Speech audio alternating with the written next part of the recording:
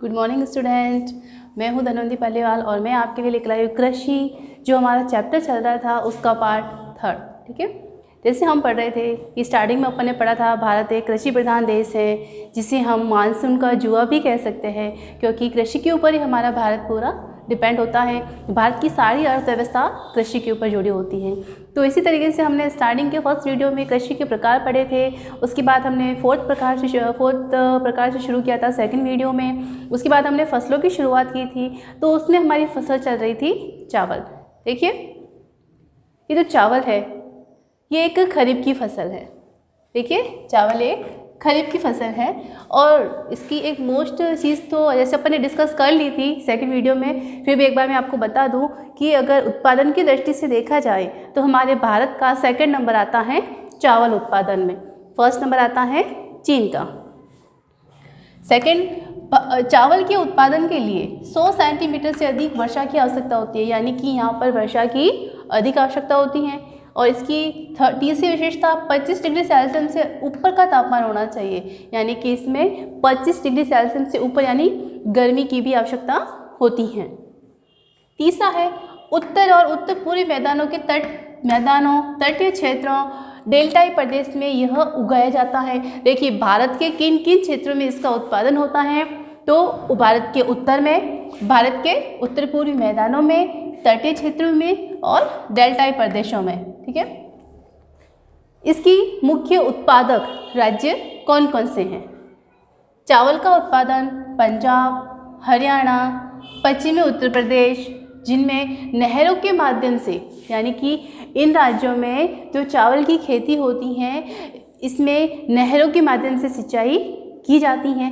तो इस तरीके से हम ये भी देख सकते हैं कि नहरों के माध्यम से क्वेश्चन इस तरीके से भी बन के आ सकता है कि नहरों के माध्यम से चावल की खेती में सिंचाई किन किन स्थानों पर, किन किन राज्यों में की जाती हैं। तो हमारा आंसर हो जाएगा पंजाब, हरियाणा और पश्चिमी उत्तर प्रदेश। और अगर अब एक मोस्ट चीज़ आती है हमारे राजस्थान के बारे में, कि राजस्थान में भी चावल की खेती की जाती है। बट एक सोचने वाली बात होगी, हमने अभी कहा था कि यहाँ पर कह सकते हो एक 100 सेंटीमीटर से भी अधिक बारिश की आवश्यकता होती है। हमारे राजस्थान में तो बारिश बहुत कम मात्रा में होती है, तो हम नहरों के द्वारा, यानी इंदिरा गांधी नहर के द्वारा चावल की खेती राजस्थान में की जा सकती है। और राजस्थान में भी इंदिरा गांधी नहर किस तरफ आती हैं, जैसे कि गंगानगर, श्री गंगानगर। ओके, हमारी नेक्स्ट फसल है गेहूं। देखिए, गेहूं के बारे में, भारत की दूसरी सबसे महत्वपूर्ण खाद्यान्न फसल, सबसे पहली कौन सी थी? चावल, और दूसरी है गेहूं। गेहूं यानी खाद्यान्न, ज़्यादातर हमारे भारत में चावल का अनाज खाया जाता है और सेकंड नंबर आता है गेहूं का। तो भारत की दूसरी खाद्यान्न फसल कौन सी है? गेहूं। यह एक रबी की फसल है।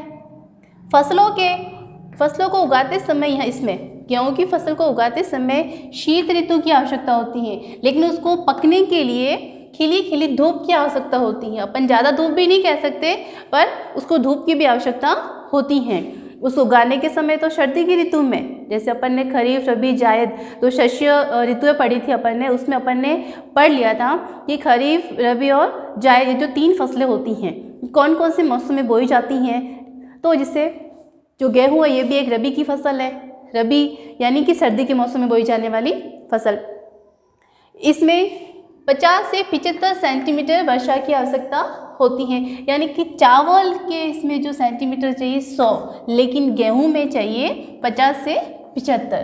ठीक है, अब इसके मुख्य उत्पादक राज्य कौन कौन से हैं?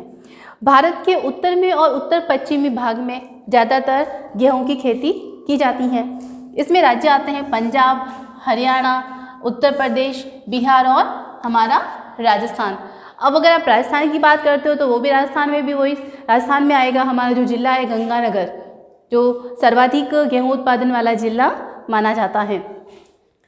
ये हो गया गेहूं। ठीक है, और इसके साथ ही राजस्थान के साथ साथ गेहूं का उत्पादन महाराष्ट्र में भी होता है, क्योंकि काली मिट्टी में भी गेहूं का उत्पादन हो सकता है। और काली मिट्टी सर्वाधिक कहाँ पाई जाती है? महाराष्ट्र में। कहाँ पर? महाराष्ट्र में। तो अपन ने अभी तक की 2 अनाज पढ़े हैं, गेहूं और चावल। तो अब हम पढ़ेंगे मोटे अनाज।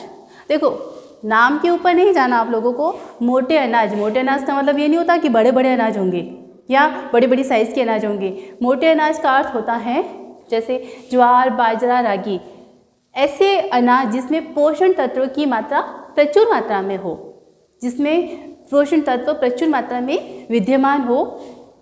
अपन उदाहरण लेते हैं सबसे पहले जैसे रागी। तो रागी एक प्रकार का अनाज है जिसमें लोहा, कैल्शियम, सूक्ष्म पोषण तत्व व भूसी की मात्रा होती हैं। यानी ये सारे जो ऐसे तत्व हैं जो हमें पोषण प्रदान करते हैं।